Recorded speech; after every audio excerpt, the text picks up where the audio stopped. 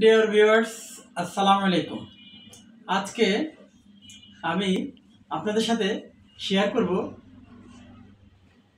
Important একটা content. সেটা হচ্ছে যে কাটিং করার পরে ইনপুট রেডি হওয়ার সময় বা ইনপুট সুইং লাইনের জন্য ইনপুট রেডি করার পরে আর কি করণীয় আছে সুইং লাইনের ইনচার্জদের। সুইং লাইনের ইনচার্জদের কাটিং থেকে গুডস কাটিং পার্টস বান্ডল আকারে বুঝে নেওয়ার পরে তাদের করণীয় আছে যে স্টাইলের গুডস তারা কাটিং থেকে বুঝে নেবে, সেই স্টাইলের সমস্ত অ্যাক্সেসরিজ স্টোরে আছে কি না সমস্ত কিছুর খোঁজখবর নিতে হবে এবং সেগুলা কোয়ালিটি সম্পন্ন আছে কি না সে ব্যাপারেও স্টোরের সাথে তাদের কথা বলে নিতে হবে।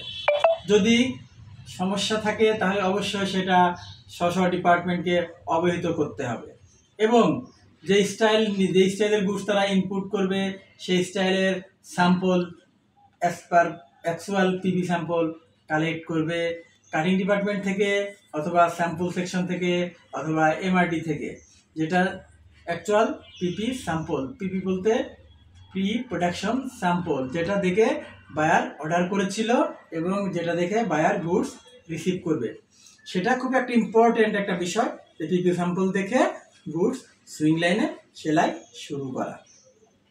আবার সুইং ইনচার্জদের আরেকটা কাজ আছে, সেটা হচ্ছে যে লাইনের গুডসটা ধরবে সে লাইনের সে সমস্ত মেশিনারিজ রেডি আছে কিনা, যে সমস্ত অপারেটর সুইং অপারেটর তারা সেলাই করবে তাদেরকে অপারেটর বলে, যে অপারেটরগুলা ঠিক মতো আছে কিনা এবং আই ডিপার্টমেন্ট থেকে তারা ওই স্টাইলের অপারেশন ব্রেকডাউন বা এটা লেআউট শিট বলে বা অপারেশন ব্রেকডাউন শিট বলে, সেটা তারা আই ডিপার্টমেন্ট বলতে ইন্ডাস্ট্রিয়াল ইঞ্জিনিয়ারিং ডিপার্টমেন্ট থেকে সুইং ইনচার্জ কালেক্ট করবে এবং সেই যে স্টাইল তারা ইনপুট করবে যে লাইনে সেই স্টাইলের অবশ্যই প্যাটার্ন কাটা থাকলে প্যাটার্ন কাটতে হবে। এটা সুইং লাইনের ইকুইপমেন্ট রেডি করতে হবে এবং সমস্ত মেশিনারিজ ঠিক আছে কিনা এবং মেশিনগুলা ভালো আছে কিনা এবং মেশিনের গাইড ফোল্ডার ইটিসি সব ঠিকমতো আছে কি না, সব কিছু ঠিক আছে কি না। যখনই সব কিছু ঠিক থাকবে তখনই তারা সমস্ত ইনপুটের জন্য সমস্ত জায়গা থেকে কাটিং থেকে স্টোর থেকে সব জায়গা থেকে তারা ইনপুটের জন্য গুডসগুলা কালেক্ট করে সুইং লাইনের র্যাকে ইনপুট টেবিলে র্যাকে সুইং লাইনের ইনপুট টেবিলে র্যাকে তারা রেখে দেবে। রেখে তারা ফার্স্ট আগের স্টাইলের শেষ হওয়ার সঙ্গে সঙ্গে পরের স্টাইলটা তারা শুরু করে দেবে, যেন মেশিনের জন্য কোনো গ্যাপ না যায়, কোনো টাইম যেন ওয়েস্ট না হয়। এমনভাবে তারা ইনপুট করবে যেন আগের স্টাইল শেষ এবং পরের স্টাইল যেন শুরু করতে পারে, কোনো সেকেন্ডস যেন লস না হয়।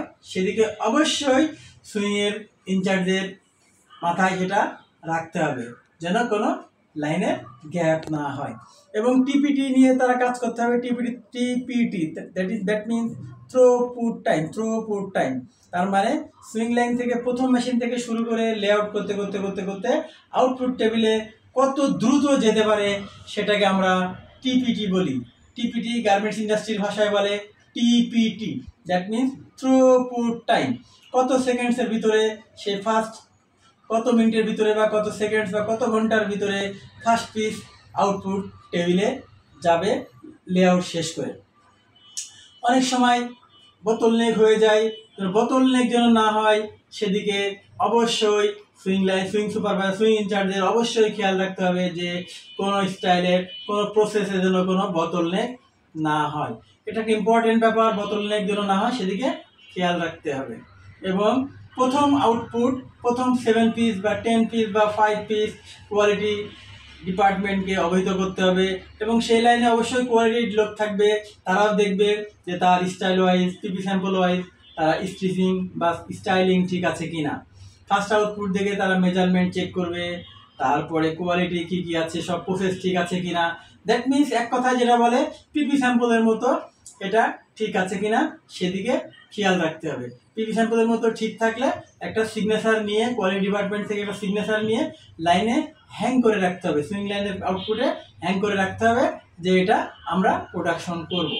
এখানে আই থেকে যেটা অপারেশন ব্রেকডাউন দেয় সেটাকে অনুযায়ী আমরা প্রসেস করব, এবং আই ডিপার্টমেন্ট থেকে অপারেশন ব্রেকডাউনে একটা টার্গেট থাকে, আওয়ারলি টার্গেট, সেটাকে অবশ্যই সুইং লাইন ইনচার্জ এটা ফলো আপ করবে আওয়ারলি টার্গেট। এই আওয়ারলি টার্গেট করার ক্ষেত্রে তাদের ভূমিকা থাকতে হবে অপরিহার্য। তা না হলে আউটপুট যদি কম হয় তাহলে অবশ্যই অনেক প্রবলেম হবে, শিপমেন্ট ডিলে হবে এবং লস হবে অনেক। সেজন্যই ইনপুট দেওয়ার পরে, স্টার্টিং থেকে ইনপুট দেওয়ার পরে, স্টোর থেকে অ্যাক্সেসরিজ ইনপুট দেওয়ার পরে সব কিছু মিলাই সব কিছুর কম্বিনেশনে সুইং লাইন স্টার্ট করতে হয়। এবং সুইং লাইন স্টার্ট করার পরে গুড কোয়ালিটির দিকে খেয়াল রাখতে হবে যেন কোয়ালিটি সম্পন্ন গুডস সেলাই হয়। অনেক সময় অপারেটরের নেগলিজেন্সির কারণে কিছু অল্টার হয়ে যায়, সেটা অবশ্যই ঘন্টার গুডস ঘন্টায় অল্টারটা রেকটিফাই করে দিতে হবে, না হলে শিপমেন্টের ব্যাঘাত ঘটতে পারে। এবং যদি অনেক গুডস যদি রিজেক্ট হয়ে যায়, কোনো গুড যেন রিজেক্ট না হয়, রিজেক্টের ক্ষেত্রে কোনো গুড যেন রিজেক্ট না হয়, সেক্ষেত্রে লাইন ইনচার্জের অবশ্যই ভূমিকা রাখতে হবে এবং খেয়াল রাখতে হবে যে কোনো গুড যেন রিজেক্ট না হয়। এবং কোয়ালিটি টেবিলে গুডস আউটপুট কমপ্লিট করার পরে কোয়ালিটি পাস আউটপুট তারা দেখাতে পারবে। ঘন্টার অল্টার ঘন্টায় সেরে দিতে হবে, না হলে অনেক ব্যাকলগে পড়ে যাবে, পরে যখন শিপমেন্টের টাইম এসে যাবে তখন দেখবে যে অনেক অল্টার গুডস হয়ে গেছে। ঘন্টা অল্টার সারতে হবে এবং কোয়ালিটি সম্পন্ন গুডস সেলাই করতে হবে। এবং ফিনিশিং ডিপার্টমেন্টকে সুন্দর করে ঘন্টায় বুঝাই দিয়ে তাদের সিগনেচার নিতে হবে যে তোমরা এই ঘন্টা এত গুডস পেয়েছো, এই ঘন্টা এত গুডস পেয়েছো, স্টার এত গুডস পেয়েছো। এটা লাইন ইনচার্জের কাজ। এবং পরে আবার লাইন ইনচার্জের আরেকটা কাজ আছে, যে স্টাইল চলতেছে তারপরের স্টাইল কি ঢুকবে, প্ল্যানিং থেকে সে প্ল্যানিংটা নিয়ে তাদের আবার সে আগের মতো কাজ করতে হবে। স্টাইলের পিপি স্যাম্পল দেখতে হবে, অ্যাক্সেসরিজ দেখতে হবে, এবং সমস্ত কাটিং পার্টস রেডি আছে কিনা, ব্যাক ফ্রন্ট পেয়ার মিলানো আছে কিনা, সব কিছু মিলায়ে তাদের খোঁজ রাখতে হবে। একটা সুইং লাইনের ইনচার্জ অনেক ইম্পর্টেন্ট একটা ফ্যাক্টর, অনেক দায়িত্ব তার, এবং সে দায়িত্ব অবহেলা না করে সেদিকেও খেয়াল রাখতে হবে। এবং এই তার দায়িত্বটা ফলপ্রসূ হয় সেদিকে অন্যরও খেয়াল রাখতে হবে এবং তাকে কাজের পরিবেশ করে দিতে হবে। এই হলো আমার আজকের কন্টেন্টটা খুব ইম্পর্টেন্ট। যারা দেখতে থাকবেন, এবং যারা দেখার সুযোগ পাচ্ছেন না তাদেরকে দেখার সুযোগ করে দিন যারা দেখতেছেন, এবং আমার পেজটাকে লাইক, কমেন্ট, শেয়ার এবং সাবস্ক্রাইব করবেন, সাথে থাকবেন। আমি প্রতিদিন একটা করে কন্টেন্ট দিব এবং গার্মেন্টসের ধারাবাহিকতায় যদি কেউ দেখে আমার এই পেজটাকে যদি কেউ দেখে তাহলে অবশ্যই সে কোথাও না কোথাও একটা জব পেয়ে যাবে, গার্মেন্টস ইন্ডাস্ট্রিতে ভালো ফ্যাসিলিটিতে একটা জব পেয়ে যাবে। সেটাই, ভালো থাকবেন। আসসালামু আলাইকুম।